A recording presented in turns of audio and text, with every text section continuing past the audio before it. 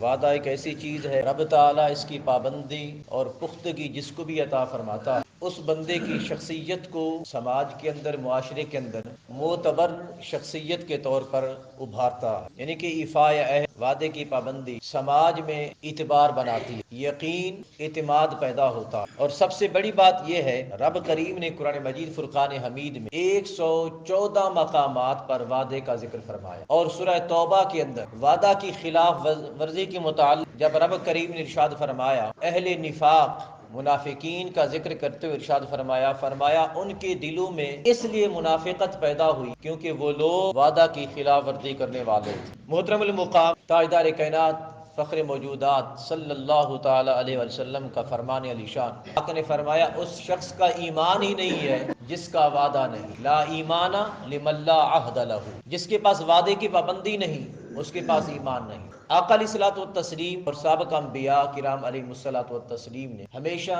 وعدے کی پابندی فرمائی، وعدے کو نبھا کر دکھایا، اور اس انداز میں نبھایا کہ انسانی عقل ششدر ہو جاتا ہے، انسان حیرت میں پڑ جاتا ہے کہ اتنی بھی پابندی ہوتی ہے۔ اب دیکھیے حضرت عبداللہ بن ابی الحمصہ رضی اللہ تعالی عنہ فرماتے ہیں کہ آقا علیہ الصلوۃ والتسلیم کے اعلان نبوت سے پہلے کی بات ہے، ابھی تک آقا نے نبوت کا اعلان نہیں فرمایا تھا۔ حضرت عبداللہ بن ابی الحمصہ فرماتے ہیں کہ میں نے حضور علیہ الصلوۃ والتسلیم سے کوئی لین دین کیا تجارت کے حوالے سے، تو فرماتے ہیں میرے ذمہ کچھ آقا علیہ الصلوۃ والتسلیم کے دینار رہ گئے، میں نے کہا کہ آپ یہیں پہ ٹھہرے میں باقی رقم لے کر آ جاتا ہوں۔ آقا علیہ الصلوۃ والتسلیم ٹھہر گئے اور میں چلا گیا دینار لینے کے لیے اپنے گھر۔ فرماتے ہیں جب وہاں پہنچا تو واپس جانا مجھے بھول گیا کہ میں کسی کو بٹھا کر بھی آیا ہوں۔ فرماتے ہیں 3 دن کے بعد مجھے یہ بات یاد آئی، 3 دن کے بعد کہ میں کسی کو بٹھا کر آیا ہوں، اور وہ جانتے تھے کہ آقا علیہ الصلوۃ والتسلیم کے وعدے کی پابندی کا عالم کیا ہے۔ حضرت عبداللہ بن حمزہ فرماتے ہیں میں فوراً وہاں پر پہنچا، جب میں وہاں پر پہنچا دیکھتا کیا ہوں کہ سرور کائنات وہاں پر موجود بیٹھے، آقا علیہ الصلوۃ والتسلیم موجود ہیں، بیٹھے ہیں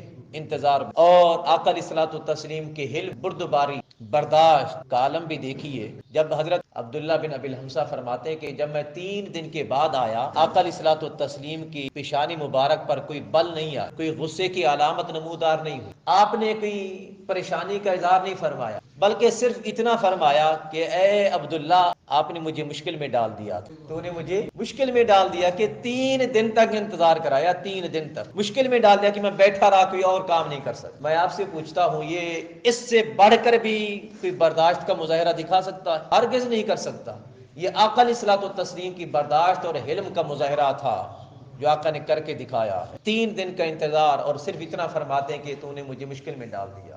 جب صلح حدیبیہ پر صلح نامہ لکھا جا رہا تھا، آپ سارے جانتے ہیں صلح حدیبیہ کے حوالے سے صلح نامہ لکھا جا رہا تھا، اس صلح نامہ کے اندر ایک شرط یہ بھی تھی کہ جب مکہ میں سے کوئی شخص مدینہ اگر جائے گا، چاہے مسلمان ہو کر بھی کیوں نہ، مسلمان بھی کیوں نہ ہو، اگر مدینہ جائے گا تو آقا علیہ الصلوۃ والتسلیم پر یہ شرط عائد ہوگی کہ آپ لوگ اس کو واپس کریں۔ ابھی یہ صلح نامہ لکھا جا رہا تھا مگر یہ شرط لکھی جا چکی تھی۔ ایک شخص صحابی رسول بیڑیوں میں جکڑا ہوا بڑی مشکل کے ساتھ دوڑتا ہوا حضور علیہ الصلوۃ والتسلیم کے سامنے آ گیا، مکہ میں تھا، مکہ والوں میں جب آقا علیہ الصلوۃ والتسلیم کے سامنے آ گیا، ادھر صحابہ کرام موجود بیٹھے، سامنے اہل مکہ کے آدمی بیٹھے، آقا علیہ الصلوۃ والتسلیم کے سامنے آپ کا غلام آ گیا بیڑیوں میں جکڑا ہوا۔ صحابہ کرام نے جب اپنے ساتھی کو آتے ہوئے دیکھا تو خوش ہو، اور وہ بھی خوش ہو گیا، لیکن آقا علیہ الصلوۃ والتسلیم نے فرمایا میں وعدہ کر چکا ہوں، اے میرے غلام تو واپس جائے، اے میرے غلام تو واپس جائے گا۔ یہ ہے وعدے کی پابندی، یہ معاہدہ ہے۔ آقا علیہ الصلوۃ والتسلیم نے ان کو واپس بھیج دی، اور وہ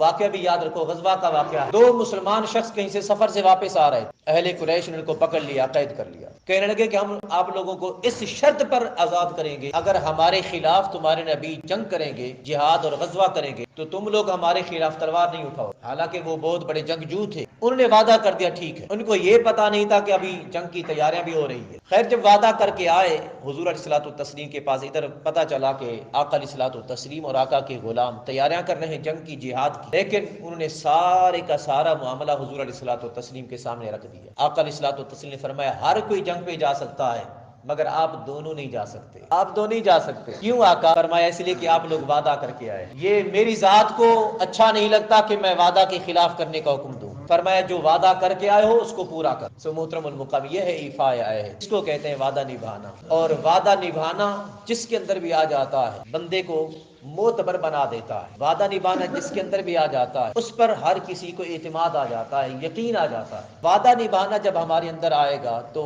ٹائم کی پابندی ہوگی. ہم کہتے ہیں کہ ہاتھ ملانا صرف وعدہ ہے، صرف ہاتھ ملانا وعدہ نہیں. قول دینا، زبان دینا، اقرار کر لینا یہ وعدہ ہے. کہہ دینا کہ میں ایسا کروں گا یا ایسا ہوگا، یہ آپ نے وعدہ کر دیا اور کل قیامت کے دن وعدے کے بارے میں پوچھا بھی جائے. اور اس کی اہمیت تو یہیں سے واضح ہو جاتی ہے کہ رب کریم نے اپنے عظمت والی کتاب قرآن مجید کے اندر 114 مرتبہ قرآن مجید میں وعدے کا تذکرہ فرمایا، بار بار وعدے کا ذکر فرمایا. دعا ہے کہ رب تعالیٰ میں وعدے کی پابندی، اپنے قول و اقرار پورا کرنے کی توفیق عطا فرمائے.